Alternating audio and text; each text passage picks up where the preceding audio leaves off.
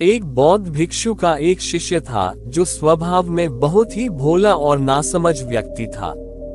शिष्य अपने गुरु का आदर सम्मान बड़ी ही निष्ठा और तहे दिल से करता था, किंतु फिर भी वह अपने गुरु की कुछ बातों को नजरअंदाज कर देता।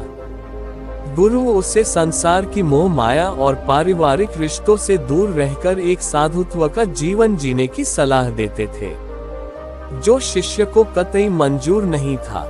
वह परिवार से दूर नहीं रह सकता था और अपने गुरु की भक्ति भी नहीं छोड़ना चाहता था। वह गुरु भक्ति और पारिवारिक रिश्तों में कोई भेद नहीं रखना चाहता था। एक दिन वह अचानक अपने गुरु के पास आश्रम में आया और बोला, गुरुजी, मेरा रिश्ता पक्का हो गया है। गुरुजी यह बात सुनते ही शौक में डूब गए और अपने उदास मन से बोले, बेटा, तेरा रिश्ता हो गया, अब तू मेरे तरफ से गया। शिष्य अपने स्वभाव से थोड़ा भोला और नासमझ था। वह अपने गुरु की बात का अर्थ नहीं समझ पाया, किंतु इतना समझ चुका था कि गुरुजी मेरे रिश्ते से खुश नहीं है और वह वहां से चला जाता है। कुछ दिनों बाद वह दोबारा अपने गुरु के पास आता है और कहता है, मैं आपको अपनी शादी का कार्ड देने आया हूँ। गुरुजी ने फिर वैसा ही जवाब दिया और बोले, बेटा, अब तू तेरे परिवार से भी गया। उसने अपने गुरुजी के इस कथन का भी कोई जवाब नहीं दिया। कुछ दिन बाद में वह फिर अपने गुरुजी के पास आया और बोला, गुरुजी, मेरा विवाह हो गया और पत्नी भी घर आ गई है। गुरुजी ने तीसरी बार भी एक वैसा ही कथन बोल डाला, बेटा, अब तो तू दुनिया से गया। अपने गुरु के मुख से ऐसी 3 बातें सुनकर वह थोड़ी नाराजगी से बोला, गुरुजी, आप नहीं जानते, मेरे परिवार वाले मुझसे बहुत प्रेम करते हैं।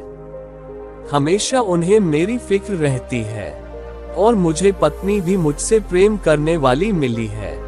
तो आप ही बताएं, मैं इन बंधनों को छोड़कर चला जाऊं। उसकी बात सुनकर गुरुजी बोले, तो क्या सच में तुझे ऐसा लगता है कि तेरे परिवार वाले और तेरी नई पत्नी तुझे इतना प्रेम करते हैं? वह बोला, जी बिल्कुल, इसमें कोई शक नहीं। गुरुजी, तो ठीक है, मैं तेरे परिवार वालों की एक परीक्षा लेना चाहता हूँ, जिससे सीधा हो जाएगा कि वे तुझसे कितना प्रेम करते हैं। इसके लिए तुझे मेरा एक काम करना होगा।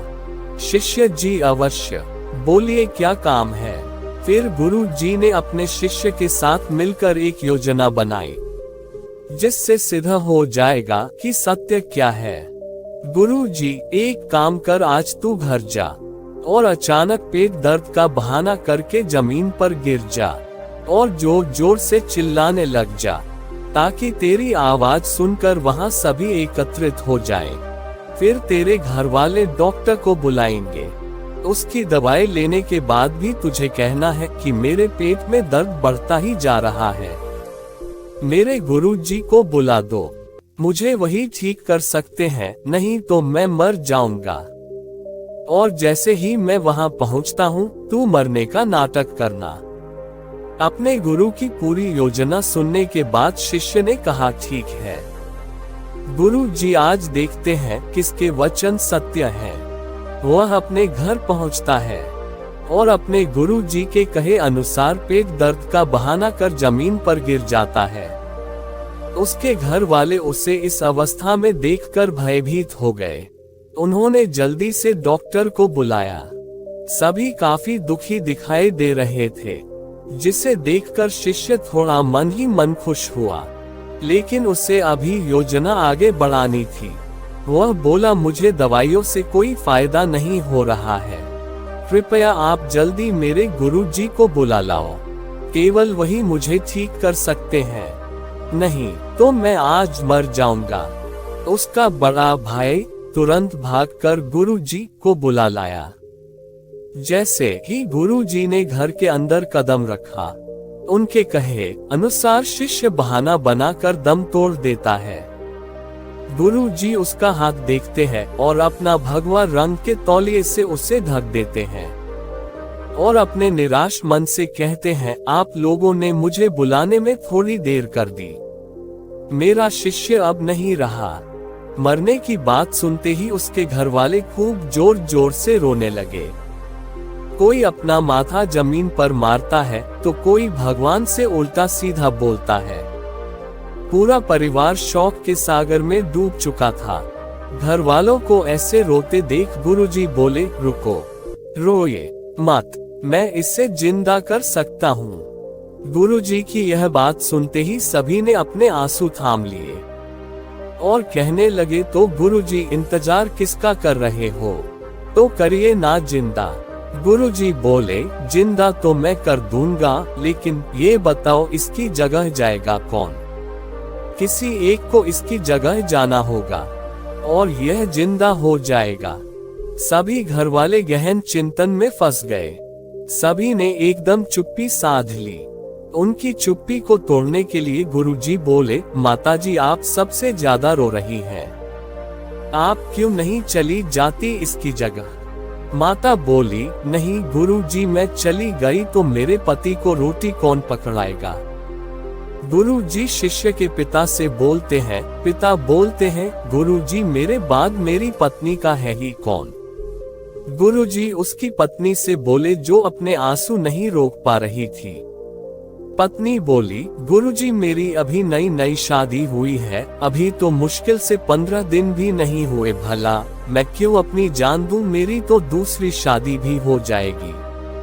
सबकी बात सुनकर गुरुजी बोले, तो ठीक है, इसकी जगह मैं चला जाता हूँ। सभी घर वाले खुश हो गए। घर वाले, यह ठीक है गुरुजी, आपके तो आगे पीछे कोई है भी नहीं। गुरुजी बोले, तो ठीक है, मेरा कुछ सामान लाओ, 1 किलो दूध, 3 बाजरे की रोटी, 1 पाव देसी घी। घर वालों ने सभी सामग्री लाकर गुरुजी को दे दी। उन्होंने दूध में रोटियां मोरी मिलाई और उसमें घी डालकर बोले, अब मैं ये पीऊंगा और मेरे पीते ही मेरी आत्मा इसके अंदर चली जाएगी। घी दूध तो गुरुजी का एक बहाना मात्र था भोजन करने के लिए। जैसे ही गुरुजी ने इसे पीकर खत्म किया, शिष्य का हाथ पकड़कर बोले, खड़ा हो जा। शिष्य जो पहले से ही जिंदा था, मरने का तो केवल एक बहाना था, खड़ा होकर बैठ गया।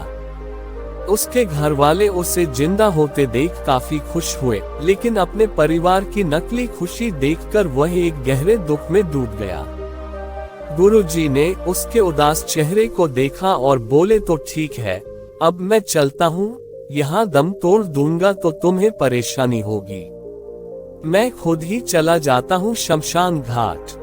गुरुजी जैसे ही जाने के लिए आगे बढ़े, शिष्य ने उनके पैर पकड़ लिए और बोला, कहाँ जा रहे हो गुरुजी?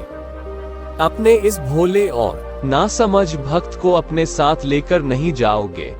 तब से शिष्य ने सांसारिक मोह माया और पारिवारिक रिश्तों से अपने सारे बंधन तोड़ लिए और अपने गुरुजी के साथ दूर रहने का निश्चय कर लिया और उन्हीं की कृपा से उसने अंतर्ध्यान किया। गुरु और शिष्य की कहानी आपको कैसी लगी, कृपया कमेंट के माध्यम से जरूर बताएं।